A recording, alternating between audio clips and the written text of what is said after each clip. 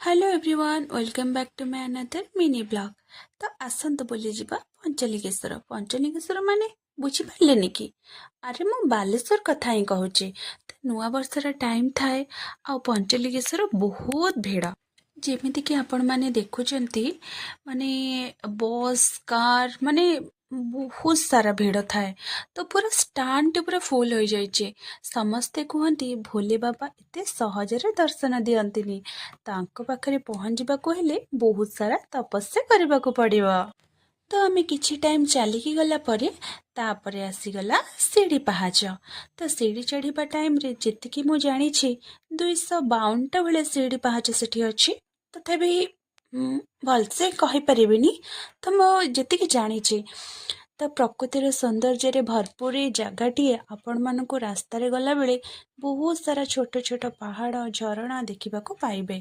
जेमिति कि नुआ वर्षर समय थिला, हजार हजार लोकंकर भिड़ थिला। तो आमे भी लेट न करी लाइन ने छिड़ा हो जाइथिलु।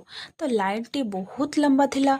मैं तो सीढ़ी पहाच चढ़ुचु सीढ़ी चढ़ुचु चढ़ुचु चढ़ुचु सरनी मोर तो गोड़ पूरा बथा आला। कहली केतबेले सरीब। तो तापरे 2 ରୁ 2.5 घंटा आमे पुणी लाइन ने छिड़ा होइथिलु।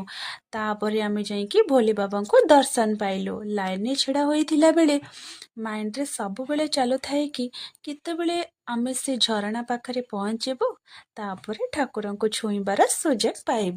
तापरे धीरे धीरे लाइन टी कमी कमी आसुथाए, मन भितरे उत्साह बढ़ी बढ़ी जाउथाए। तो ठाकुर को पाखापाखि माने बहुत सारा भिड़ थाए ना। तो माने दर्शन करबा ही कष्ट थिला न्यू ईयर दिन। तापरे जहाँ भी होना कहीं ठाकुर को दर्शन बहुत बढ़िया भाबरे हमर हेइथिला। आउ आमे बहुत भल भाबरे भी दर्शन भी करिथिलु। ये ठाकुर ये जोठी पानी पड़ुची झरणार पानी ये ठाकुर बाहरी चंती। तो तापरे पादक बेलपत्र नहीं कि मु बाहर को आसिली। आउ ये थिला हमर पंचलिंगेश्वर बुलाबुली। आपण मानकु जदि हम वीडियो भल लागुथिबो ताले लाइक शेयर सब्सक्राइब करिया को जमा भी भूलिबेनी।